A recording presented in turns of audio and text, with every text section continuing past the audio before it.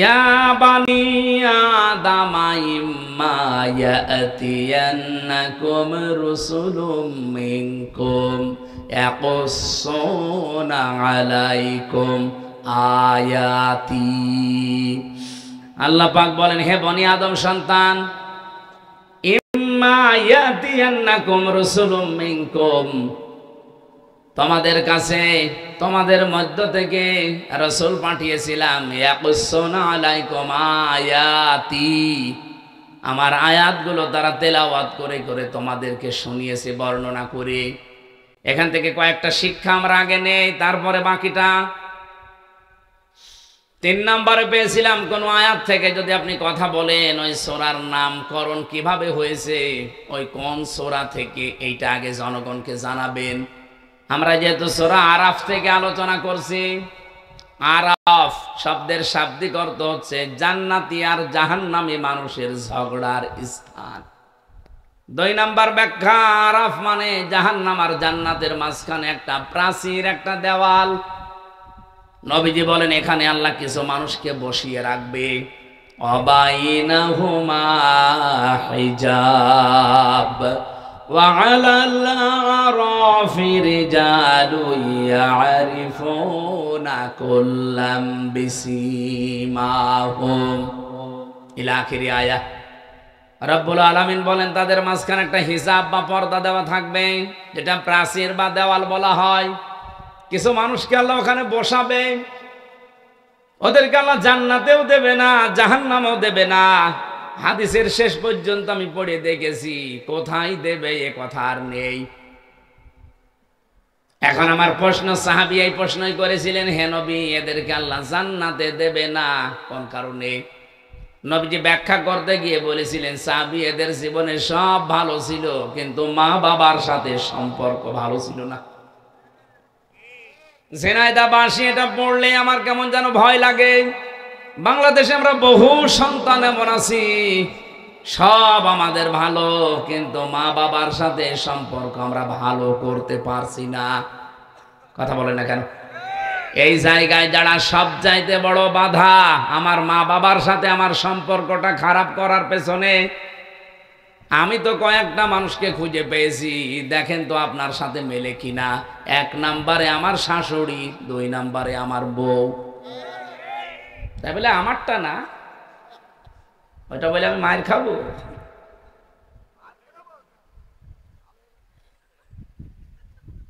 সেদিন একটা বৃদ্ধাশ্রমে ঢুকেছিলাম, ওই যে নীলফামারী কিশোরগঞ্জ থানায়। ঢোকার পরে আমাকে বলছে, হুজুর দেখেন তো, যে দেখি এই পাশে 25 জন মা, এই পাশে 25 জন বাবা বসে আছে। আমার দেখে হাও মাও করে সব কাঁদতেছে, যার কাছে যায় সেই হাত ধরে কাঁদে। বয়স হয়ে গেছে প্রায় 70, 80, 90 এরকম। একজনকে জিজ্ঞাসা করলাম, কি বাড়ি, কোথায়, ছেলে মেয়ে কয়টা? বলছে, আমার 3টা ছেলে মেয়ে, 2টা থাকে একটা বাইরের দেশে, লন্ডনে, আমেরিকায়, আর একটা মেয়ে থাকে অস্ট্রেলিয়ায়। আপনি এখানে? ওরা দেশে ছিল, কিন্তু ওদের স্ত্রীর কারণে আমাকে ঘরে রাখতে পারে নাই। ওরা 2 জন বৌমা আধুনিক, তারা বলেছে এই বুড়ি বাড়ি থাকলে তোমাদের কাছে আমরা থাকবো না। শেষ পর্যন্ত ছেলেরা আর মেয়ে মিলে আমাকে রেখে গেছে এই বৃদ্ধাশ্রমে। খুব কষ্ট হয় মাঝে মাঝে ওই নাতিদের কথা মনে উঠলে।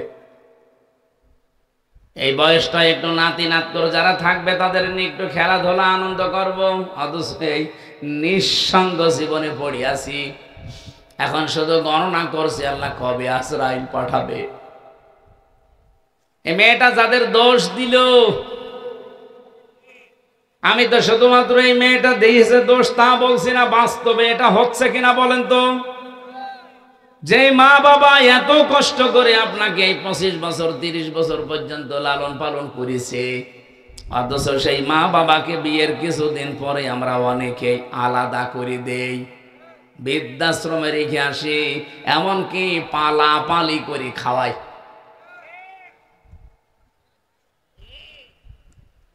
একজন মায়ের পেটে 22টা সন্তান, এতগুলো সন্তান তার পেট থেকে বের হয়, এতটুকু পেটে 22টা সন্তানের জায়গা হয়েছিল, অথচ এই মা এই 22টা সন্তানের বাড়িতে এখন 3 দিন 7 দিন করে পালা পালা করে খায়।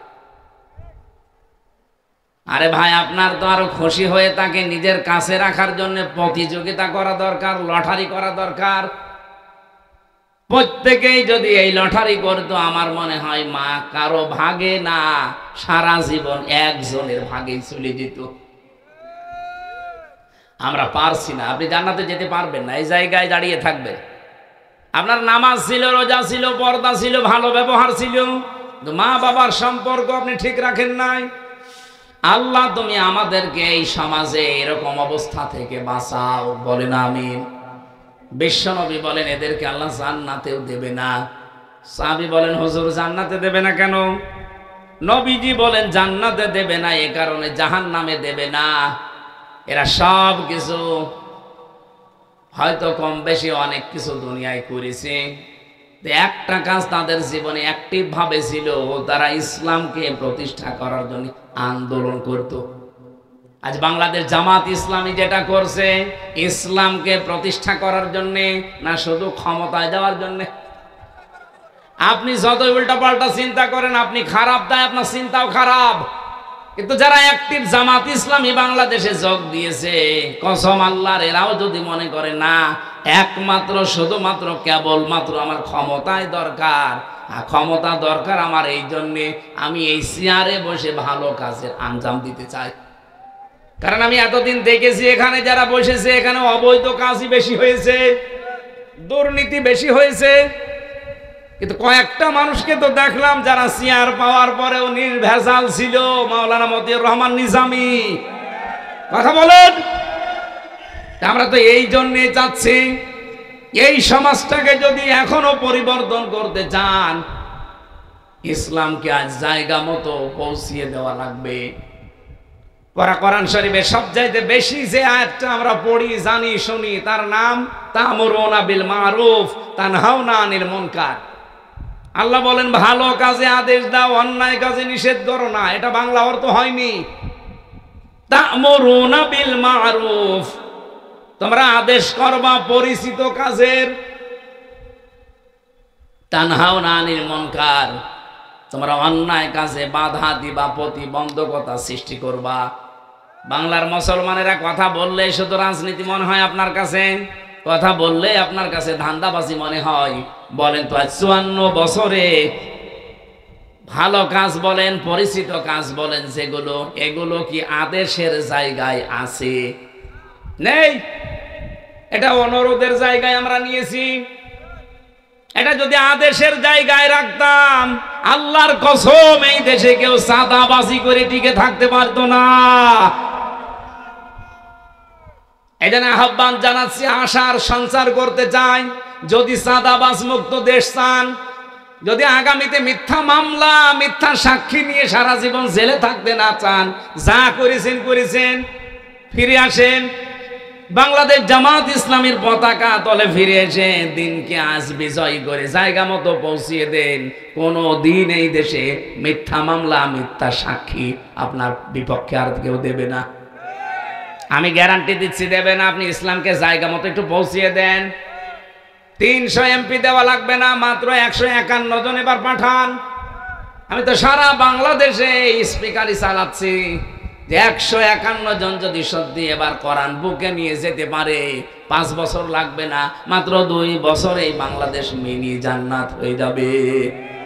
কারণ কোন জায়গায় কোন ঔষধ দেওয়া লাগে এটা ভালো জানে কে?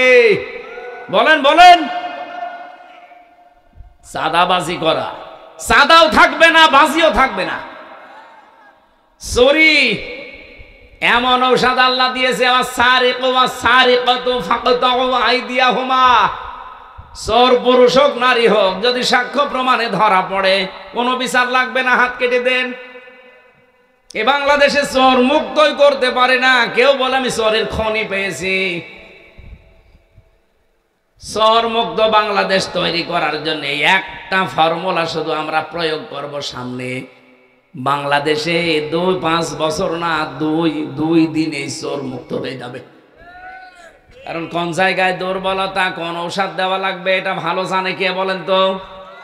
আহ্বান জানাচ্ছি, যদি নিরাপদ পৃথিবী পেতে চান, নিরাপত্তার সাথে বসবাস করে দুনিয়ার জীবন ত্যাগ করতে চান, আসেন আমরা এবার সব ভুলে ইসলামকে জায়গা মতো পৌঁছিয়ে দেই।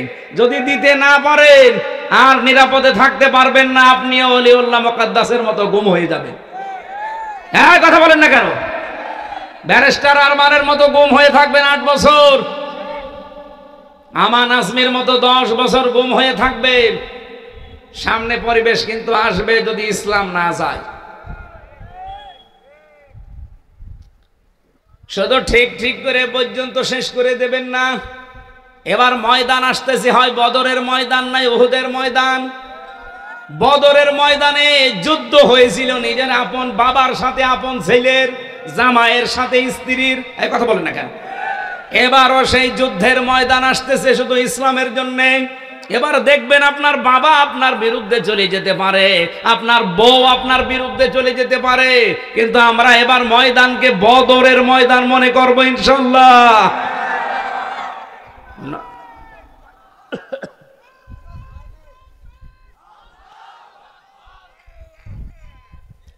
আলহামদুলিল্লাহ ভাই, আপনারা কথা ঠিক রাখবেন। এবার রেকর্ড হচ্ছে, সারা দেশে যাচ্ছে, তারাও কথা ঠিক রাখবে আমার বিশ্বাস। কারণ নবীজিও আশঙ্কা করেছিলেন যে বদরে এবার যে যুদ্ধটা নিজের আপন বাবার সাথে ছেলের, ছেলে এক দলে, বাবা আর এক দলে, বউ এক দলে, স্বামী আর এক দলে, এ তো আমার কেমন লাগছে, যাবে তো? সাহাবা একরাম ঠিক ওইভাবে গিয়েছিলেন, মাত্র 313 জন। আল্লাহ বিজয় দেয়নি? বলেন বলেন। হ্যাঁ, হয়তো কিছু মানুষকে আল্লাহ শাহাদত বরণ করিয়েছে। এবার যদি ওই কাজ করা লাগে, শাহাদত বরণ নিজে করব, 10টাকে জাহান্নামে সাথে করে নিয়ে যাব। এই জন্য আগামীতে যে ভোট যুদ্ধ আসতেছে, আমরা আগেই বলে ফেলেছি, এটা শুধু ভোট না, এটা ভোট যুদ্ধ। যুদ্ধের ময়দানে কেউ যেমন সূরা কিরাত পড়ে যায় না, জিনিসপত্র নিয়ে যায়, সাজসজ্জা সজ্জিত হয়ে যায়। আগামী থেকে এই ভোট যুদ্ধে যদি আমরা বিজয়ী হতে না পারি, এখন তো আর কি অবস্থায় আছেন, 100 গুণ খারাপ অবস্থা অপেক্ষা করছে। আমি আজকে ঝিনাইদহ শহরে বলছিলাম, অনেক আলেম পর্যন্ত এখনো পর্যন্ত অ্যাক্টিভ না, বলছে না, যদি ইসলাম না আসে তখন আমার ইমামতের কি হবে? আপনি ইমামতি নিয়ে আসেন। আর আপনার এইরকম আশঙ্কা তৈরি হয় কেন যে এবার ইসলাম আসবে না? একটা ছেলে যদি এলাকায় বলে বেড়ায় যে আমার বাবার সম্পদ আমি পাই কি না পাই, পাই কি না পাই, তাহলে মানুষ তারে পাগল বলবে না? যে তোর বাবার সম্পদ তুই পাবি না মানে এলাকার মানুষ পাবে? যে এই দেশ হচ্ছে মুসলমানদের, 92% মানুষ এখানে মুসলমান। কোরআনের আইন এবার জারি হবে না মানে হতেই হবে ইনশাআল্লাহ। কেউ হীনমন্যতায় ভুগবেন না, কেউ দুর্বল হবেন না, ভয় পাবেন না। ইসলাম এবার ক্ষমতায় যাবে। আপনি দেখেন না ডাকসুর নির্বাচন, একজন পেয়েছে 17,000 ভোট আর একজন পেয়েছে 3,000 ভোট। এখনো সত্যতা যাচাই করতে পারিনি। আসার সময় দেখছিলাম, আমার মনে হয় 12টার পরে ওটা ফাইনাল ঘোষণা আসবে। ঢাকা থেকে শুরু করে সারা বাংলাদেশে শুধু একটাই আওয়াজ হবে, নারায়ে তাকবীর। জবান খুলে বলেন লিল্লাহে তাকবীর। এটা শুনতে চান না এবার, নাকি শুনবেন ওইটা আবার? না, আমরা মুসলমানের এই দেশে আর কোন তাকবীর শুনতে চাই না। যদি তাকবীর শুনতেই হয়, লিল্লাহে তাকবীর। মন থেকে বলবেন, হার্টের রোগ থাকলে ভালো হয়ে যাবে। রব্বুল আলামিন বলেন, নবীজি বলেন, এই মানুষগুলো শুধু ইসলাম কায়েমের জন্য চেষ্টা চালিয়েছে, এই জন্য আল্লাহ তাদেরকে জাহান্নামে দিচ্ছে না। এই আয়াতের দিকে তাকিয়ে রাসূলের কথা যেহেতু আমি 100% বিশ্বাস করি, এই হিসাবে বলছি, এই বাংলাদেশে যারা দিন কায়েমের চেষ্টায় আছেন, একামতে দিনের সাথে লেগে আছেন, আপনি বিশ্বাস করতে পারেন আপনি জাহান্নামে যাবেন না। হ্যাঁ, জান্নাতে যেতে পারবেন না যদি মা বাবার সাথে আচরণ খারাপ থাকে, সেটা আগে ঠিক করে নেন। যেহেতু নবীজি বলেননি যে কোথায় যাবে, যদি মনে করেন ওই জায়গায় আমাদের বসে থাকা লাগে এই আরাফ নামক প্রাচীরের ওপরে, তাহলে আমার মতো কপাল পোড়া আর কেউ। সুতরাং আমাদের এক্ষুনি পরিবর্তনের সময়। আল্লাহ বনি আদম সন্তানকে ডাক দিয়ে বলেন, ইম্মা ইয়াতিয়ান্নাকুম রাসূলুম মিনকুম ইয়াকুসুনা আলাইকুম আয়াতি, তোমাদের কাছে আমার রাসূল। এখানে আল্লাহ রাসূল এক বচন দিতে পারতেন, রাসূলুন বহু বচন দিয়েছেন। আমার প্রশ্ন হচ্ছে, এখন কি রাসূল আছে? তাহলে আল্লাহ রাসূলুন দিলেন কেন? আয়াতের তাফসীরে ফি জিলালিল কোরআন সাইয়্যিদ কুতুব লিখেছেন, কিয়ামত পর্যন্ত রাসূল থাকবে না, কিন্তু রাসূলের নায়েব থাকবে, উত্তরাধিকারী থাকবে, নায়েবে রাসূল থাকবে, আলেম ওলামা আসবে। আল উলামা ওয়ারাসাতুল আম্বিয়া, এরাও নবীর উত্তরাধিকারী, নায়েবে রাসূল। ইয়াকুসুনা আলাইকুম আয়াতি, তারা বর্ণনা করবে আমার আয়াতসমূহ। আজ বাংলাদেশে আলেম যারা সত্যিকারের, তারা কিন্তু কোরআন থেকে আল্লাহর আয়াতগুলো, ইতিহাসগুলো বর্ণনা করে আমাদের সতর্ক করে, কিন্তু আমরা উল্টা বুঝি। রব্বুল আলামিন বলেন আলেমদের মুখে, নায়েবে রাসূলদের মুখে এই কথাগুলো শোনার পর, ফামানিত্তাকা ওয়া আসলাহা, যে ব্যক্তি আল্লাহকে ভয় করার নীতি অবলম্বন করবে আর নিজেকে সংশোধন করে নেবে, ফালা খাউফুন আলাইহিম, কোনো ভয় নেই তাদের জন্য, ওয়ালা হুম ইয়াহজানুন, কোনো চিন্তাও নেই। বলেন সুবহানাল্লাহ। সুতরাং নবীর উম্মতের ভেতরে আমরা যারা শামিল হতে চাই, এই মুহূর্তে নিজেদেরকে আল্লাহর ভয় তৈরি করে থেমে যাওয়া লাগবে। আল্লাহর আয়াতগুলো শুনলে আপনি সঙ্গে সঙ্গে থমকে দাঁড়াবেন, থেমে যাবেন। ওয়াসলাহা, নিজেকে পরিবর্তন করার নিয়তে সংশোধন হয়ে যাবেন।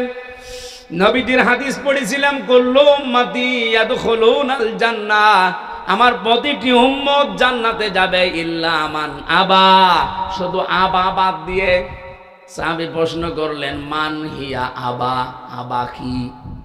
নবীজি বললেন, মান আতাআনি দাখালাল জান্নাহ, যে ব্যক্তি আমার অনুসরণ করে চলবে পূর্ণাঙ্গ জীবনে, এই লোকটা আমার সাথে জান্নাতি। অমান আসানি ফাকাদ আবা, আর যারা আমার কথা শোনার পর আমার অবাধ্য হয়ে যাবে, পরিবারে আমার অবাধ্য, সমাজে আমার অবাধ্য, রাষ্ট্রে আমার অবাধ্য, রাজনীতিতে অবাধ্য, সব জায়গায় যখন অবাধ্যতা পাওয়া যাবে, ফাকাদ আবা, ওই লোকটাই অস্বীকারী, ওই লোকটাই জাহান্নামী। বলেন নাউজুবিল্লাহ। এত নাম ধরে ধরে, এত সতর্ক করার পরেও যদি কোনো মানুষের বিবেকে ধাক্কা না লাগে, আমার তো মনে হয় এখন আর কোরআন শরীফ, বুখারী শরীফ, মুসলিম শরীফ দিয়ে হবে না। এ জাতির জন্য এখন বুখারী শরীফ লাগবে। আশা করছে আপনাদের বিবেক খুলবে।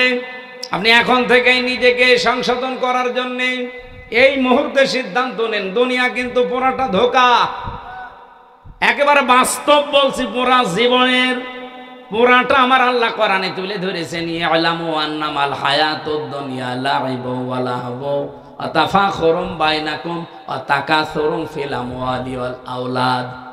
হে দুনিয়ার মানুষেরা, ভালো করে জেনে রাখো, পৃথিবীর জমিন পুরাটাই ধোঁকা। স্ত্রী আপনাকে ভালোবাসে, কে বলেছে? আল্লাহ বলছেন না, এটা ধোঁকা। আপনি আজ পরীক্ষা করার জন্য একটু মরার ভান করে থাকেন। আপনি যদি মরার ভান করে মনে করেন মরে গেছে, শ্বাস নিঃশ্বাস একটু কম নেবেন, আপনার স্ত্রীকে যদি এলাকার মানুষেরা বোঝায় যে ছাতা মরে গেছে, মরে তো গেছে, এখন বাইরে না দিয়ে তুমি যে খাটে আছো, খাটের নিচে গর্ত করে মাটি দেওয়া হবে। আল্লাহর কসম, বাংলাদেশে কোনো বউ রাজি হবে? এই তো আমি এটা সবচাইতে বেশি বুঝেছি এবং বিশ্বাস করি জেলখানায় যাবার পর। আমি জানি যে এগুলো পুরাটা ধোঁকা। কারণ এই নির্জন জীবনে একা একা 3টা বছর যখন রাতের বেলা থাকতাম, ভাবতাম যে আল্লাহর এই আয়াত কত সত্য। এজন্য দুনিয়ার এই সত্য জীবন যেহেতু ধোঁকা, আল্লাহর ভাষায়, আমরা যেন এই ধোঁকায় পড়ে আমাদের বিশাল জীবন নষ্ট করে না ফেলি। এমনকি আমি নিজেও। আল্লাহ আমাকে আগে আমল করার তৌফিক দাও, বলেন আমিন।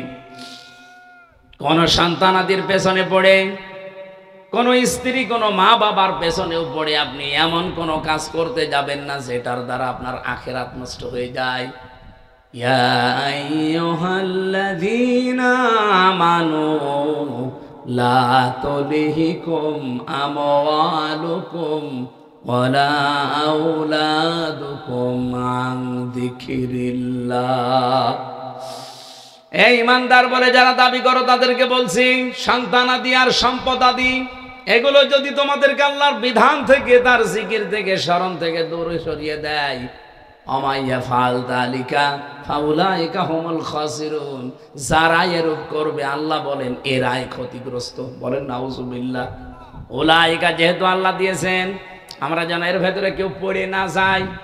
এই মুহূর্তে আমাদের জীবনকে আমরা আল্লাহর ভয় দিয়ে সাজাবো, সংশোধন করে পরিবর্তন হওয়ার নিয়ত করে। ওয়াল্লাযীনা কাযযাবু বিআয়াতিনা, যারা আল্লাহর এই কথাগুলো শোনার পরে মিথ্যা মনে করে, ওয়াস্তাকবারু আনহা, অহংকার করে মুখ ফিরিয়ে চলে যায়, উলাইকা আসহাবুন নার, এরা হচ্ছে জাহান্নামের অধিবাসী, হুম ফিহা খালিদুন, চিরকাল তারা সেখানে থাকবে।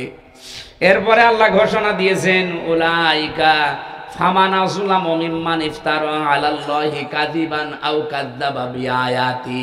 পৃথিবীতে বড় জালেম ওইটা, যে লোকটা আল্লাহর উপরে এমন দোষ চাপিয়ে দেয়, মিম্মান ইফতারা আলাল্লাহি কাযিবান আও কাযযাবা বিআয়াতি, আল্লাহ সম্পর্কে এমন কথা ধারণা করে বলে বা মিথ্যা প্রতিপন্ন করে তার আয়াতকে, উলাইকা ইয়ানালুহুম নাসিবুহুম মিনাল কিতাব, নির্ধারিত বিধান থেকে তার কাছে কিন্তু তার ভাগ্যে যা লেখা আছে পৌঁছিয়ে যাবে। হাত্তা ইযা জাতুহুম রুসুলুনা ইয়াতাওয়াফাউনাহুম, যখন তার কাছে মরণের ফেরেশতারা চলে আসবে, ক্বালু আইনা মা কুনতুম তাদউনা মিন দুনিল্লাহ, তারা বলবে কোথায় তোমাদের সেই সমস্ত ভগবান, নেতা, খোদা, যারা আল্লাহ বাদ দিয়ে যাদের উপরে ভরসা করেছিলে তাদেরকে নিয়ে আসো। কিয়ামতের কঠিন ময়দানে ওই মানুষগুলো এবার ডাক দেবে, ক্বালু দাল্লু আন্না ওয়া শাহিদু আলা আনফুসিহিম আন্নাহুম কানু কাফিরিন। এই কথা কি বানানো? বিশ্বাস করেন 100% সত্য কথা। রব্বুল আলামিন বলেন, ক্বালু, সবাই মিলে বলবে, দাল্লু আন্না, আমাদের থেকে আজ তারা উধাও হয়ে গেছে। যারা আদর্শ মেনে চলতাম তাকে আর সামনে পাচ্ছি না, যাকে আমি সব কিছুর উপরে রাখতাম সে আমার সামনে আজ নেই। শাহিদু আলা আনফুসিহিম, আমি সাক্ষী দিচ্ছি, স্বীকার করছি আমি জুলুম করেছি আমার উপরে, আন্নাহুম কানু কাফিরিন, আমি কাফের ছিলাম। এই মুহূর্তে এই কথা বলে কোনো লাভ হবে না। পরীক্ষা হয়, আমার 1 থেকে মাস্টার্স পর্যন্ত পরীক্ষা দিয়েছি আমি, কোনো দিন প্রশ্নপত্র পরীক্ষার আগের দিন আমি পাইনি। অথচ আল্লাহ যে পরীক্ষা নেবে 1500 বছর আগেই প্রশ্নপত্র ফাঁস করে দিয়েছে। এরপরেও যদি আমরা কেউ ফেল করি, আদর্শ মানার ক্ষেত্রে কাকে অনুসরণ করছেন? যে লোকটা উদাও হয়ে যাবে মরণের পরে আপনার কাছ থেকে, এমন মানুষকে অনুসরণ করা দরকার। মরণের সময় যিনি শিহরে এসে বলবে, ভয় নেই উম্মত, আমি আছি, তোরে জান্নাতে পৌঁছিয়ে দেব। আল্লাহ রাসূলুল্লাহকে অনুসরণ করার তৌফিক। যেহেতু মরণের পরেই কবরের ভেতরে তাকে দেখানো হবে মান হাজার রজুল, এই লোকটা কে ছিল। আপনি যদি সত্যি তার আদর্শ মন থেকে মেনে চলতে পারেন, সঙ্গে সঙ্গে আপনার মুখ দিয়ে বের হয়ে যাবে, হাদা নাবিয়ুনা মুহাম্মাদুর রাসূলুল্লাহ। বলেন আমিন। পৃথিবীর মানুষকে আল্লাহ 4টা জিনিস দিতে পারলে খুশি। এদিকে তাকা। পৃথিবীর মানুষকে আল্লাহ 4টা জিনিস দিতে পারলে উনি খুশি, কিন্তু মানুষ এই 4টা পেলে নারাজ হয়ে যায়। আল্লাহ খুশি দিতে পেরে, মানুষ নিতে পেরে খুশি না বেজার? বেজার। এটা মুসলিম শরীফের হাদিস। নবীজি বলেন, 1 নম্বরে আল্লাহ যদি কারো ঘরে কন্যা সন্তান দিতে পারে আল্লাহ খুশি হয়। কিন্তু আমরা যারা দুনিয়াতে আছি, সে যেই হোক, প্রাথমিকভাবে কন্যা পেলেই মানুষ নারাজ। এই যে মেয়ে হলেই মানুষ নারাজ হয়ে যায়, এই স্বভাব কোনো মুসলমানের না, কোনো ইমানদারের না। ওয়া ইদা বুশিরা আহাদুহুম বিল উনসা যাল্লা ওয়াজহুহু মুসওয়াদ্দাও ওয়া হুয়া কাযীম। সূরা নাহলের ভেতরে এসেছে, আল্লাহ বলেন, যখন আপনি কন্যা হয়েছে এই সংবাদ দেবেন, কাফের যারা তাদের মুখ কালো হয়ে যাবে।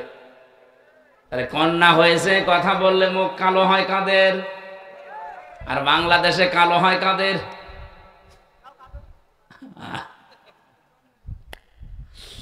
আপনি টের পাচ্ছেন আল্লাহ আপনার উপরে খুশি হয়েছেন, এই জন্য এটা দিলেন।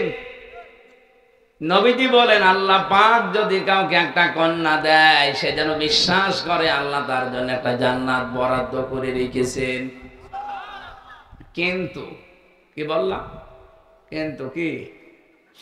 4টা শর্ত পূরণ করা লাগবে এই মেয়েটার পেছনে। 1 নম্বরে, মেয়েটা যখন দুনিয়াতে আপনার ঘরে আসবে আপনি খুশি হবেন। 2 নম্বরে, তার পেছনে খরচ করবেন। 3 নম্বরে, তাকে দ্বীনের শিক্ষা দেবেন।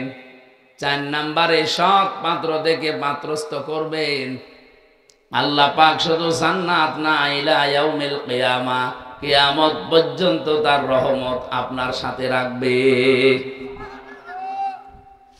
সিস্টেম রান্না পাল্টিয়ে ফেলেছি। মেয়ে হলে খুশি, প্রথমটাই নেই, বেজার হয়ে যায়। আমি কোরআনে মেয়ে লোকের আলোচনা যত জায়গায় পড়েছি, দেখেছি আল্লাহ ছেলে এবং মেয়ের কথা বলতে গেলে আগে মেয়ের নাম দিয়েছেন।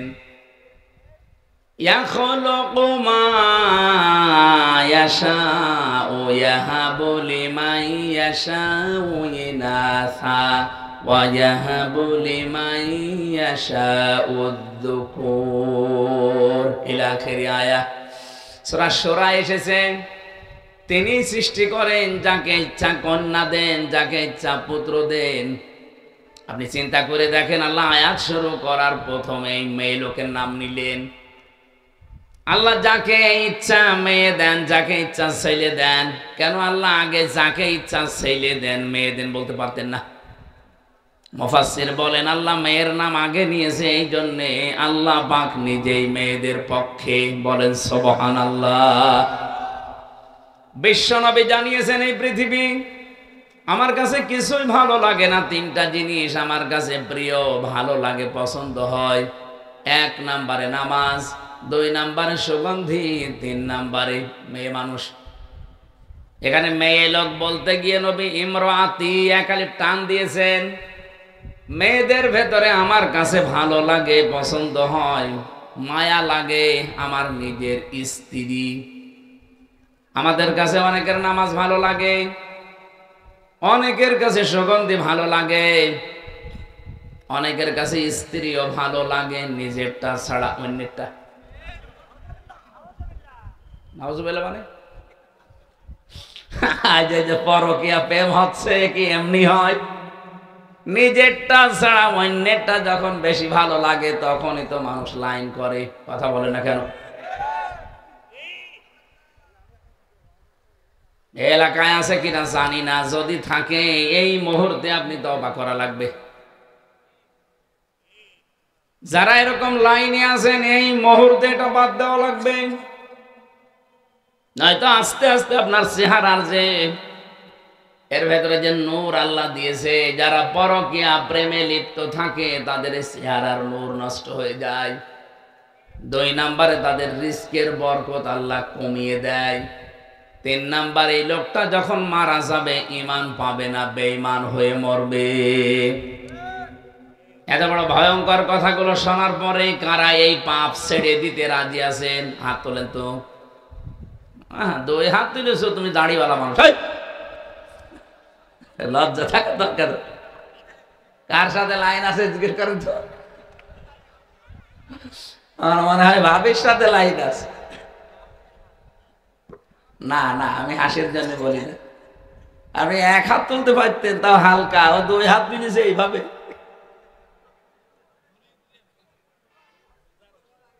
যদি কেউ থেকে থাকেন আশা করছি ওনার মতো ছেড়ে দেবেন। বিশ্বনবী জানিয়েছেন, কোন ঘরে যদি একটা আল্লাহওয়ালা মেয়ে লোক থাকে, ওই বাড়িওয়ালা যেন বিশ্বাস করে জান্নাতের একটা টুকরা আল্লাহ তাকে দিয়েছে।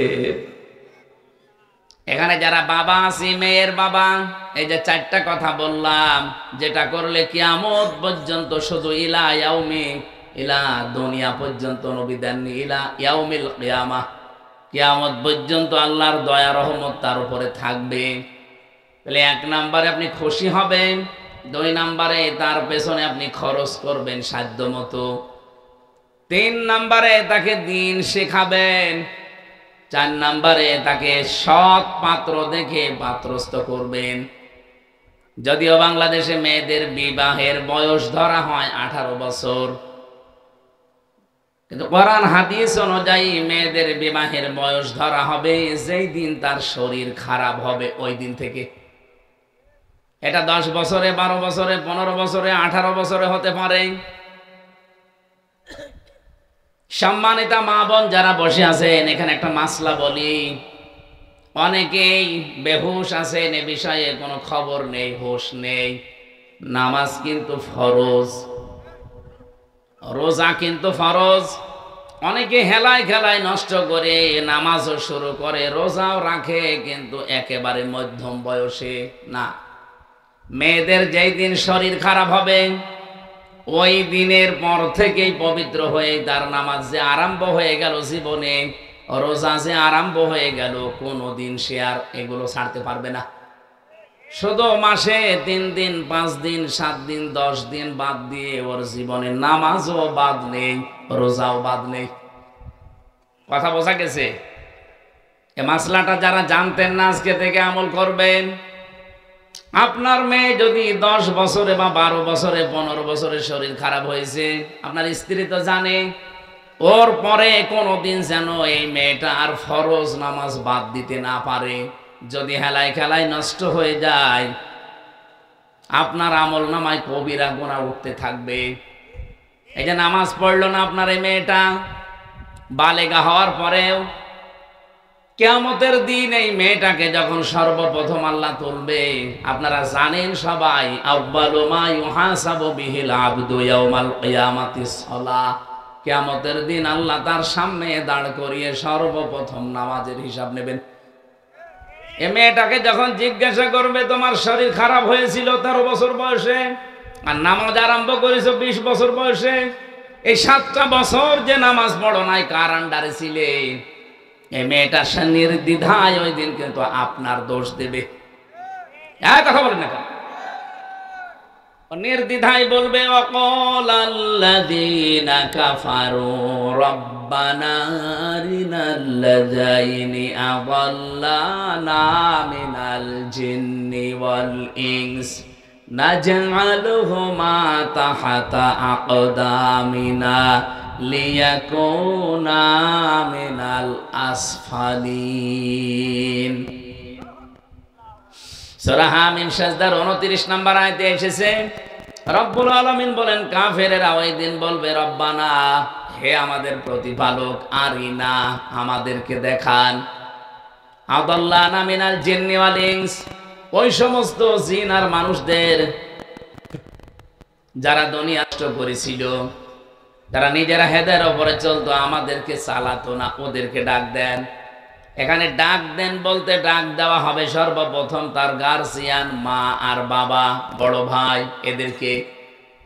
রাব্বুল আলামিন ব্যাখ্যা দিচ্ছেন নিজে কিভাবে কি করবে জানো।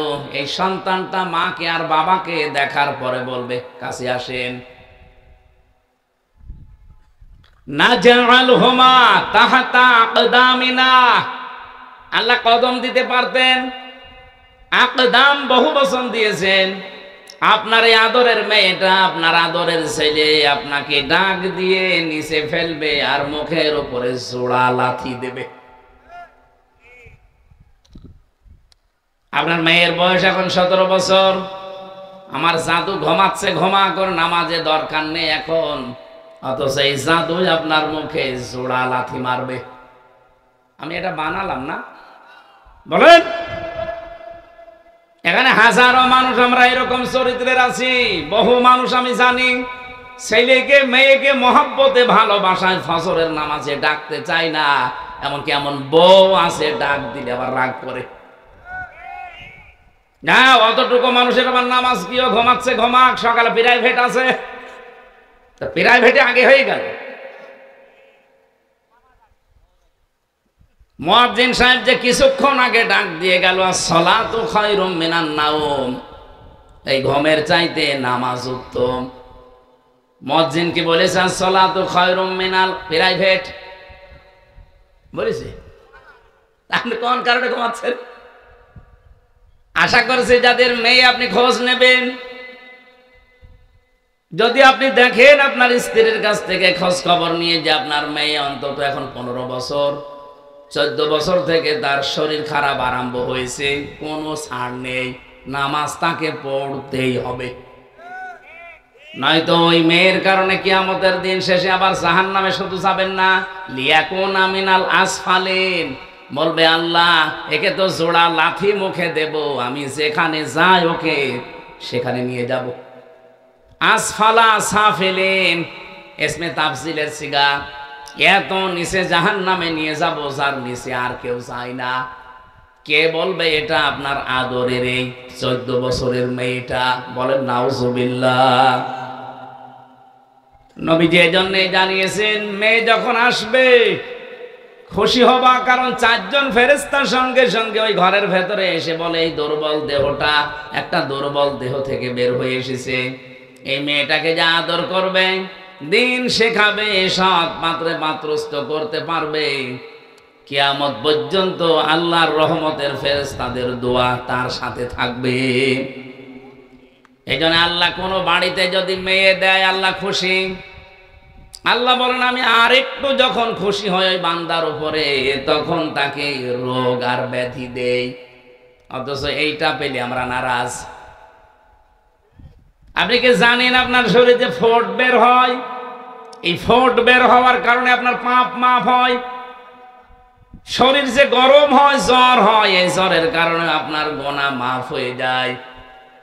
আপনি হোঁচট খেয়েছেন, একটু ব্যথা লেগেছে, রক্ত বের হয়ে গেছে, যা পেয়েছেন কষ্টটা, এর কারণে আপনার একটা পাপ মাফ হয়ে গেছে।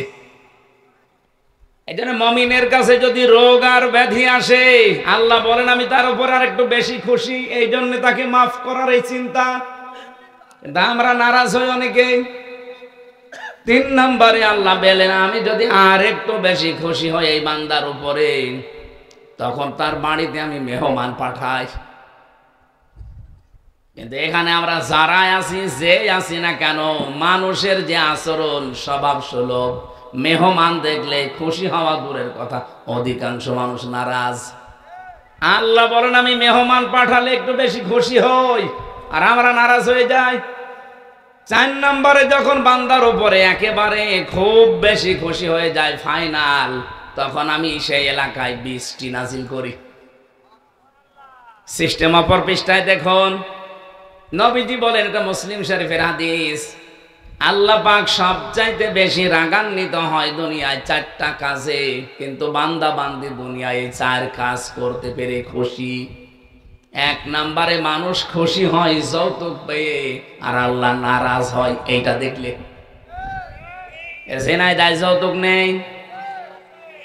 পাশের জেলা আমার কুষ্টিয়া, সংস্কার যখন আরম্ভ হয়েছে, এই 2 মহিলা এতদিন আমাদের মাথার উপরে ছিল, যৌতুক নামে মানবতার সাথে এই মহা কৌতুক আজও বন্ধ করতে পারে নাই। এখন যিনি আছেন তিনিও পারছে না।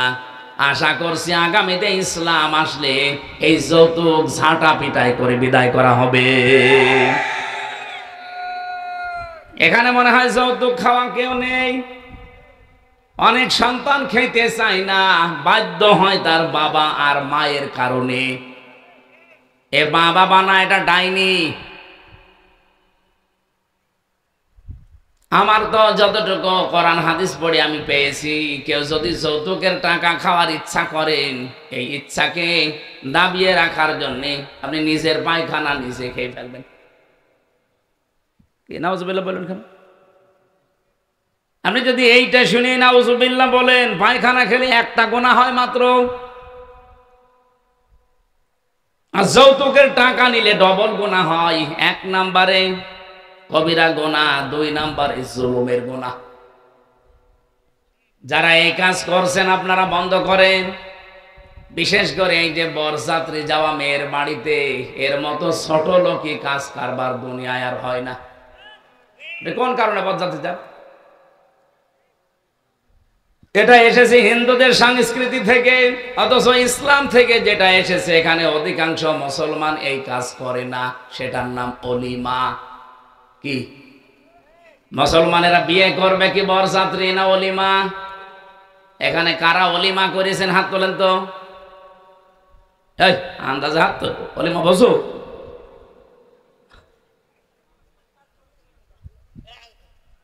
না, এই যে হাত তুলেছে এর কি এখনো বিয়ে হয়েছে নাকি অলিমা বসেও?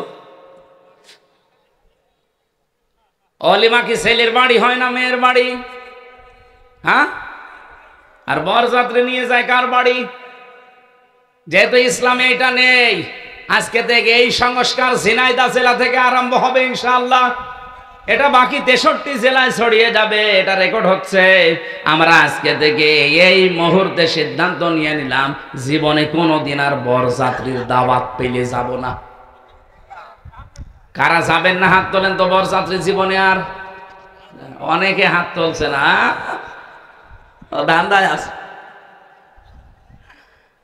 আমি কি হাদিস কোরআন বানাচ্ছি? আপনি যদি কোরআনের কথা হাদিসের কথা শুনেও না মানে, তো আপনার এখানে আসার দরকার কি? বলেন, আপনাকে বলা লাগবে জীবনে কোনোদিন আর বরযাত্রী খাইতে যাব না, দাওয়াত পেলেও যাব না। বলবো না, অলিমা দাওয়াত দেন যাবো। কারা কারা বরযাত্রী যাবেন না হাত তোলেন। হ্যাঁ তোলেন, তাড়াতাড়ি তোলেন। বরযাত্রী খাওয়াচ্ছে। বারবার এত করে বলছি, কারণ আছে, কারণ আমার 3টা মেয়ে, ছেলে নেই, আমার বাসা লাগবে না। না, যদিও আমি বানিয়ে বলছি না, এটা হাদিস কোরআন, কিন্তু আমরা মেনে নিতে চাই। ভাই, আল্লাহ আমাকে দেয়নি ছেলে, মেয়ে দিয়েছে, কিন্তু যৌতুকের টাকা নেওয়া। আল্লাহ পাক বলেন, আমি যদি আর একটু বেশি রেগে যাই কারো উপরে, আমি তখন দেখি এই লোকটা গীবতে লিপ্ত। তার মানে আল্লাহ পাক বেশি রেগে যান মানুষকে গীবত করতে দেখলে। অথচ বাস্তবতায় দেখলাম এখনো চলছে বাংলাদেশে গীবত। তো দূরের কথা, গীবতের উপরের আরেকটা পাপ আছে, তার নাম তোহমত। সেইটা এই দেশে সবচাইতে বেশি হচ্ছে। গীবত বলা হয় কাকে? কারো ভেতরে কোনো দোষ আছে, ওই দোষের কথা যদি তার অনগাছরে বলেন, সে যদি রাগ করে শুনলে, এইটার নাম গীবত। আর এইটার উপরে আরেকটা পাপ আছে, তার নাম তোহমত। ওইটা কি? আপনি আন্দাজে একজনের উপরে কোনো দোষ চাপিয়ে দিলেন, অথচ ওই লোকটা ওই দোষ করে নাই। ওইটার কারণে সে জাতির কাছে কালার হয়ে গেল, একটা বদনাম হয়ে গেল তার।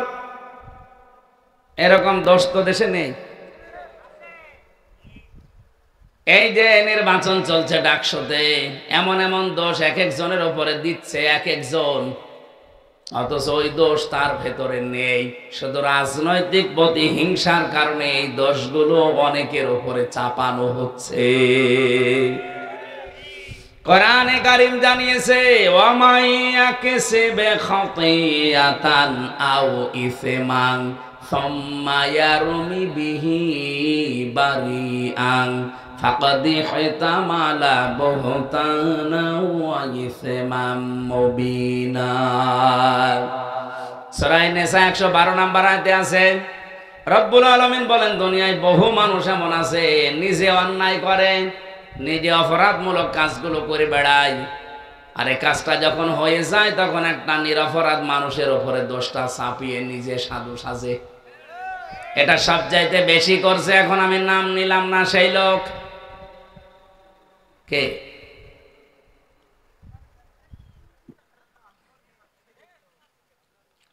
সবচাইতে বেশি করছে এখন এই লোক, নাম নিলাম না কোন লোক, সেই লোক। আশা করছি সে বুঝবে, সে যেন থামে। আপনি সাদিক কায়েমের উপরে, ফরহাদের উপরে এমন এমন দোষ চাপিয়ে দিচ্ছেন, ওই বিষয়ে কি তারা কিছু জানেই না? বিশ্বাস করেন আল্লাহর কসম, যে দোষ তাদের উপরে চাপিয়ে জাতির সামনে তাদেরকে কালার করতে চাচ্ছেন, বদনাম করতে চাচ্ছেন, ওই দোষ তো তারা করে নাই। ওই দোষ আপনাকে দিয়ে আল্লাহ দুনিয়ায় করাবে, এরপরে আপনার মরণ হবে। আপনি লাঞ্ছনা গঞ্জনা অপমানের শিকার হবেন দুনিয়ায়, আপনি দেখবেন কি হয় আপনার। পৃথিবীতে এটা চির সত্য, ধ্রুব সত্য কথা, দুনিয়ায় যে ধরনের অপরাধ করে না তার উপরে যদি ওই অপরাধ কেউ চাপিয়ে দেয়, মহান আল্লাহ তাকে দিয়ে ওই অপরাধ আগে করায়। হাসিনা এই দেশে 15.5 বছরে বহু আলেমের উপরে এমন মিথ্যা তহমত চাপিয়ে দিয়েছিল যে বিষয়ে আলেমরা জানতই না। কথা বলে না কেন? আরে ভাই, আমি নিজে তো ভিকটিম। আমার উপরে দেশ চাপিয়ে দিয়েছিল যেটা, ও বিষয়ে আমি জানতামই না। আমার জঙ্গি মামলা দিয়েছিল, আমি নাকি আনসারুল্লাহ বাংলা টিমের সারা বাংলাদেশের প্রধান, অথচ ছাতাছে কি আমি আজ পর্যন্ত জানি না। অথচ আল্লাহ এমন একটা বাতাস ঘুরিয়ে দিয়েছে, সারা পৃথিবীতে এখন সবচাইতে বড় জঙ্গিদের তালিকায় হাসিনা। ওর মতো ফ্যাসিস্ট যারা, তাদেরকে আল্লাহ দুনিয়া থেকে ওইভাবে বিদায় দিচ্ছে। বাশার আল আসাদকে দিয়েছে, এই যে আজকেও দিয়েছে একজনকে, নেপালে না, বিক্ষোভ করতে গিয়ে ছেলেমেয়েরা জনতারা আগুন লাগিয়ে দিয়েছে, শেষ পর্যন্ত প্রধানমন্ত্রীর বউ পুড়িয়ে মরে গেছে। এটা তো আল্লাহ সিম্পল দেখাচ্ছেন,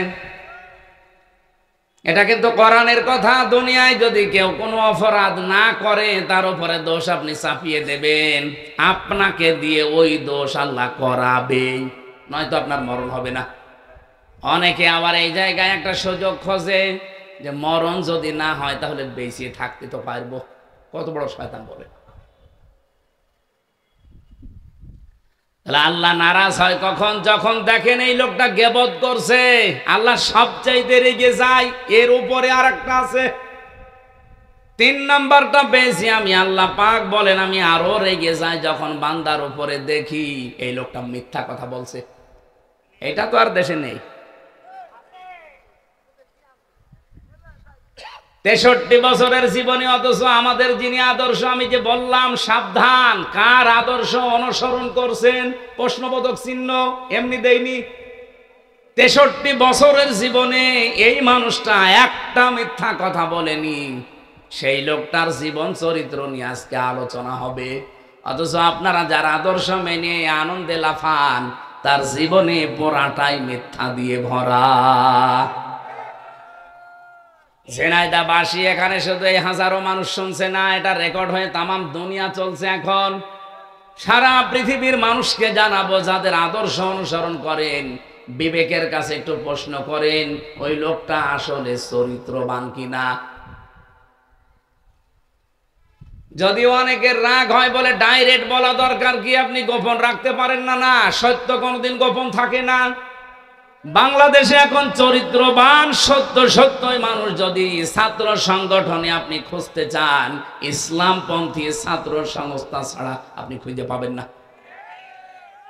যারা ইসলাম দিয়ে রাজনীতি করে আপনি দেখেন, সে যারাই হোক, যারা ইসলাম দিয়ে রাজনীতি করে, সে ইসলামী ছাত্র শিবির হোক, ইসলামী ঈশা ছাত্র আন্দোলন হোক, আর অন্যান্য যত দল আছে, যারা ইসলাম দিয়ে রাজনীতি করে, এই ছেলেদের চরিত্র এখনো পর্যন্ত ঠিক আছে। ইসলামের বাইরে যারা রাজনীতি করে ওদের চরিত্র বলতে কি আছে আপনি দেখান। আমাদের ইমাম, যিনি ইমাম আবু হানিফা রহমতুল্লাহ আলাইহি, এমনিতে এত বড় হননি। তার জীবনী পড়তে গিয়ে দেখলাম তিনি প্রথম জীবনে গরিবের সন্তান ছিলেন। ছোট বয়সে তার মা দিয়েছে তাকে মাদ্রাসায়, মক্তবের শিক্ষক তাকে পড়াচ্ছে আলিফ বা তা সা। উনি প্রতিদিন এই কায়দা আমপারা কোরআন যায় বলেন, কাঁধে করে নিয়ে যায় মাদ্রাসায়, আবার আসে, কিন্তু পায়ে জুতা নেই। শিক্ষক একদিন ডাক দিয়ে বলছে জুতা, বলছে ওস্তাদ জুতা কেনার পয়সা টাকা আমার কাছে নেই। আমার মাও গরিব মানুষ। ওস্তাদ শেষ পর্যন্ত তার মাথার টুপিটা তাকে দিয়েছে, মাথায় টুপি লাগিয়ে দিয়েছে। পরের দিন আবার এসে তাকে খালি পায়, মাথা তো খালি ছিল, টুপি নাই, দিলাম তোরে আমি আর কি দেব। শেষে উস্তাদ একটা ছিঁড়া স্যান্ডেল ছিল, জুতা চামড়ার, বলছে এইটা নিয়ে যা।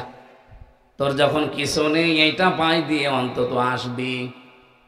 আল্লাহর বান্দা নোমান বিন সাবেত, যাকে আমরা ইমাম আবু হানিফা রহমতুল্লাহ আলাইহি বলি, বাড়িতে যাবার পরে তিনি পানি গরম করার পরে ওর ভেতরে ওই চামড়ার মোজা ছেড়ে দিয়েছে। জোতাটা ছেড়ে দেওয়ার পরে গরম পানিতে ওই যে মাঝখান থেকে যে চামড়াটা বের হয়, সতীর মতো দেখতে, চামড়ার মতো, ওইটা দিয়ে উনি সেলাই করেছে, মাকে দিয়ে উনি টুপি বানিয়েছে। পরের দিন যখন আসে তাকে খালি পায়। ওস্তাদ রেগে গেছে, তোরে দিলাম আমি স্যান্ডেল বা জুতা, পায়ে না দিয়ে খালি পায় কেন? ইমাম আবু হানিফা কেঁদে ফেলেছে, ডাক দিয়ে বলে, ওস্তাদ আপনার পায়ে দেওয়া জিনিস আমি পায়ে দেব কি করে? আমি নিজে আমার মাকে দিয়ে পানি গরম করি, ওইটা এই যে কাপড়টা মাঝখানে ছিল ওইটা আমি এখন এই যে সেলাই করে টুপি বানিয়ে ফেলেছি। এলেম এমনি আসে আপনার কাছে? আমার এই ছোট্ট জীবনে আমি দেখেছি ওস্তাদ ওযু করছে, শিক্ষক ছাত্র পায়ে পানি ঢেলে দিচ্ছে, বয়স 7 বছর। আমি এইটাও দেখেছি বিশ্ববিদ্যালয়ে শিক্ষক ক্লাস নিচ্ছে, ছাত্র জুতা দিয়ে পিটাচ্ছে, বলছে শালা তোরে মেরেই ফেলবো। বাকিটার বললাম না। ছাত্র তো এইটাও ওইটাও, একটা মানুষ হচ্ছে আর একটা জানোয়ার হয়ে গেছে। এ জানোয়ার যেন আরো তৈরি হয়, সেজন্য গোপন ষড়যন্ত্রের ফাঁদ অনেকে বিছিয়েছে। এই জন্য ক্লাস 1 থেকে 5 পর্যন্ত গানের মাস্টার নিয়েছে, কিন্তু মাওলানা নেয়নি। আমরা চাই আগামী থেকে ডক্টর মোহাম্মদ ইউনূস আপনি যেই কয়দিনই আছেন একটা কিছু করে যান, যেন আপনি অমর হয়ে থাকতে পারেন। ফেব্রুয়ারির 12 তারিখে বলেছেন যে নির্বাচন দিয়ে আপনি বিদায় নেবেন, নেন, কিন্তু এমন একটা কাজ আপনি 92% মুসলমানের দেশে করে যান, এই দেশে আগামীতে কিয়ামত পর্যন্ত যত সন্তান আসবে তারা 5 পর্যন্ত পড়লেই যেন আলেম হয়ে যায়। একজন করে আলেম শিক্ষক নিয়োগ দেওয়ার পক্ষে আপনারা নেই? বলেন বলেন, দাবি আছে কার কার? এই দাবিটা আমার সাথে হাত তোলেন তো, লিল্লাহে তাকবীর। এটা শুধু ঝিনাইদহবাসীর দাবি না, সারা বাংলাদেশের 18 কোটি মানুষ, দল মত জাতি বর্ণ ধর্ম নির্বিশেষে সবার আহ্বান এটা। আশা করছে ডক্টর ইউনূস যাদের দায়িত্ব নিয়েছে তারা যেন এই পালস বুঝতে পারে। এটা একটা গভীর ষড়যন্ত্র। গানের মাস্টার নিয়োগ দিলেন, সেখানে টাকা লাগবে না। শরীর চর্চার মাস্টার নিয়োগ দিয়েছেন, টাকা লাগবে না। মুসলমানদের টাকা দিয়ে আপনি বেতন দেবেন গান শেখাতে, নাচ শেখাতে, শরীর চর্চা করতে। এই মুসলমানদের টাকা দিয়ে একজন আলেমকে রাখার ক্ষমতা আপনার হয় না। আমার ভাইরা, মিথ্যা কথা বলা বন্ধ করা দরকার। মিথ্যা সকল পাপের মা বা মূল। নবীজি বলেন, আল্লাহ যদি একেবারে সর্বশেষ ফাইনাল রেগে যায় কারো উপরে, যেই লোকটা সুদ খায়, জেনায় দেয়, সুদ নেই, আর ব্যাংকের মাধ্যমে ওগুলো তো আছে। এমনকি এই গ্রাম এলাকায় দেখি টাকা ছেড়ে রাখে, টাকা আসে 1000 টাকা দিয়ে রাখে, 100 টাকা করে বেশি দেয়। ওকে তো জানে এটা সুদ, ও জানে এটা মায়ের সাথে জেনা করার শামিল, তারপরও খায়। আল্লাহ সবচাইতে বেশি রেগে যায় এই জায়গায়। এমন রাগা রাগে আল্লাহ বলেন, ফাইল্লাম তাফআলু ফাআযানু বিহারবিম মিনাল্লাহি ওয়া রাসূলি। সুদের এই ঘোষণা শোনার পরও যদি কেউ ছেড়ে না দেয়, সে যেন আল্লাহ এবং রসুলের সাথে যুদ্ধ করার জন্য প্রস্তুতি নেয়। বলেন নাউজুবিল্লাহ। আমি ফাইনাল জানি না, তারপরও একটু আন্দাজে বলছি, এই এলাকায় যারা টাকা ছেড়ে রেখেছেন, টাকা আসে, এইরকম কোন মানুষ যদি এখানে এসে থাকেন, আপনি এই মুহূর্তে তওবা করেন। আপনি কিন্তু মায়ের সাথে জেনা করে এসেছেন, আবার যে করবেন। কত নিকৃষ্ট কথা আমি বলতাম না, হাদিস এসেছে জন্য বললাম। এরপরেও যদি আপনি সুদের এই টাকা ছেড়ে দিতে না পারেন, আপনার বিবেকে বাধা না দেয়, আপনি আজকে থেকে আর নামাজও পড়ার দরকার নেই, কারণ আপনি এমনিতেও জাহান্নামে যাবেন, অমনিতেও জাহান্নামে যাবেন। পরের এই শব্দটাকে আমি বানালাম, সূরা আলে ইমরানে আছে, যারা সুদ ছেড়ে দেয় না তাদের জন্য আমি আগুন তৈরি করে রাখলাম। বলেন নাউজুবিল্লাহ। আগুন কোথায় পাওয়া যায়? জাহান্নামে। বলেন বলেন।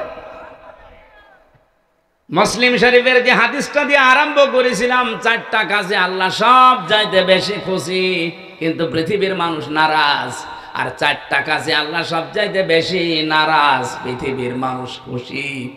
আল্লাহ ওই 4টা কাজে আমাদেরকে পালন করার তৌফিক দেন। এই 4টা কাজ যেগুলো নারাজ, এগুলো জীবনের মতো ছেড়ে দেওয়ার সুযোগ দেন। বলেন আমিন।